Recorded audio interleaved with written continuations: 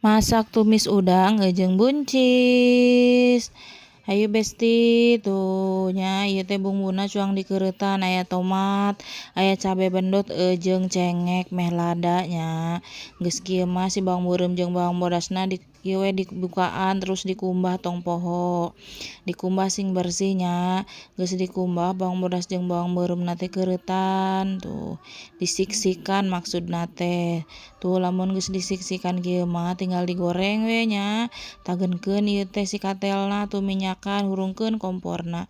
Tuh asupkeun we nya bawang bodas jeung bawang beureumna meh seungit, tah asupkeun si cengekna.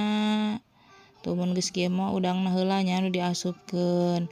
Tuh bumbuan we ieu teh bumbu biasa nya, bumbuna mah kaldu, penyedap jeung lada, bere uyah tah saos tiram. Moal dikecapan nya ieu mah tah buncisan teh asupkeun.